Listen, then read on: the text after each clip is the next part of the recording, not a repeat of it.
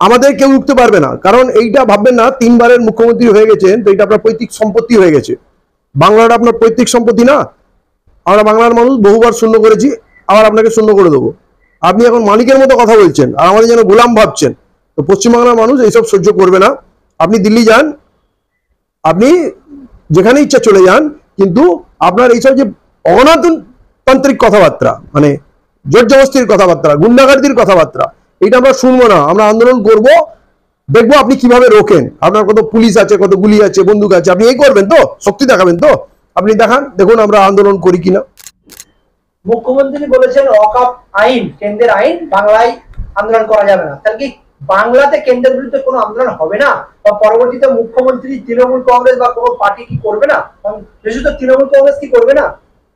আমরা তো করব, কারো বাপের ক্ষমতা নিয়ে আমাদের আটকে দেবে। এরকম ভাবে হয় না। তুমি এখানে একটা প্রশ্ন করে নিজের কোনো গল্প করবে, কনসেন্ট্রেশন নষ্ট হয়ে যায়। তোমরা নিজেরা কেন কথা বলবে ওখানে বসে? মুখ্যমন্ত্রী বলেছেন ওয়াকফ আন্দোলন কেন্দ্রে, সেটা বাংলায় করা যাবে না। তৃণমূল কংগ্রেস কি এর পরবর্তীতে বাংলাতে কোনো আন্দোলন করবে না কেন্দ্রের বিরুদ্ধে?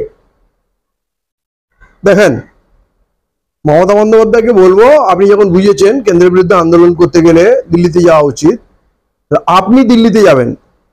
আপনি খবরদার এখানে কোনো আন্দোলন করবেন না, কারণ আপনি যদি এক কথার মানুষ হন, যেটা বলছেন সেটা করে দেখাবেন। আমরা কিন্তু বাংলায় আন্দোলন করব, আমাদের কেউ উঠতে পারবে না, কারণ এইটা ভাববেন না 3 বারের মুখ্যমন্ত্রী হয়ে গেছেন তো এটা আপনার পৈতৃক সম্পত্তি হয়ে গেছে। বাংলাটা আপনার পৈতৃক সম্পত্তি না। আমরা বাংলার মানুষ বহুবার শূন্য করেছি, আবার আপনাকে শূন্য করে দেবো। আপনি এখন মালিকের মতো কথা বলছেন আর আমাদের যেন গোলাম ভাবছেন। তো পশ্চিমবাংলার মানুষ এইসব সহ্য করবে না।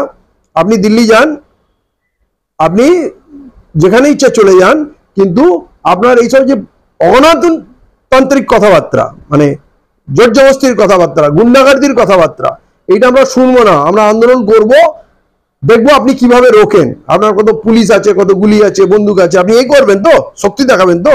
আপনি দেখান, দেখুন আমরা আন্দোলন করি কিনা।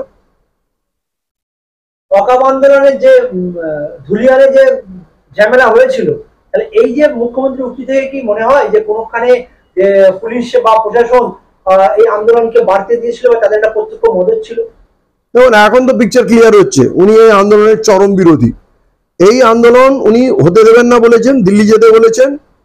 এবং আজকে যেটা বললেন, কেউ যদি গুলোগুলি করে তাহলে আমার থেকে খারাপ কেউ হবে না, আমি সব থেকে বড় শত্রু হব তাদের।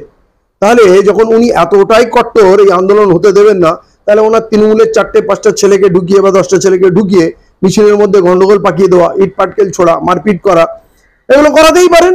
সেই বাহানায় পুলিশের সঙ্গে ক্লাশ হলো, মারপিট হলো, আলটিমেটলি আন্দোলন থেমে গেল। আপনি এদিকে কিছু তৃণমূলের ছেলেকে নামালেন, ওদিকে বিজেপি কিছু RSS এর ছেলেকে নামালো। কারণ এই আন্দোলনে যারা কষ্ট পাওয়ার কথা সে হচ্ছে নরেন্দ্র মোদী। আপনি এত কোনো কষ্ট পাচ্ছেন কেন, দুঃখ পাচ্ছেন, আমরা বুঝতে পারছি না। মানে আপনি এই আইনের পক্ষে আছেন, মুসলমানদের মসজিদ মাদ্রাসা সব লুট হয়ে যাক, ওয়াকফ সম্পত্তি লুট হয়ে যাক, লুট তো করেই রেখেছেন, তার উপরে সিলমোহর লাগাচ্ছেন। তাহলে এই মুর্শিদাবাদের ধুলিয়ানের যে গন্ডগোল হয়েছে, কোথাও না কোথাও মনে হচ্ছে আপনি এর পিছনে আছেন। তা না হলে আজ 25 দিন পর কি করতে গেছেন? আপনার রাজ্যে এই পরিমাণ অত্যাচার চলছে, আপনি 25 দিন পর কেন গেলেন? এর আগে রাজ্যপাল চলে গেল, একশো এক বিজেপি নেতা চলে গেল, গিয়ে আগুন লাগালো, সবকিছু করলো, আপনি 25 দিন পরে গেছেন। এখন আপনি মানুষের বাড়িতে যাননি, আপনি আপনার অফিসে বলছেন যারা ভিকটিম তারা এসে তাদের কথা বলুক। আপনার অফিসে কারা আসতে পারবে? তৃণমূল যাদের পারমিশন দেবে। কারো সাহস আছে আপনার সামনে এসে কথা বলার? তাহলে আপনি একটা ছলনা করলেন, মানুষের দুঃখ দেখতে আপনি যাননি, কিন্তু আগে এইসব হুঙ্কার টুঙ্কার দিচ্ছেন, ধমকি টমকি দিচ্ছেন। তো এর ফল কি হবে আপনি আগামী দিনে বুঝতে পারবেন।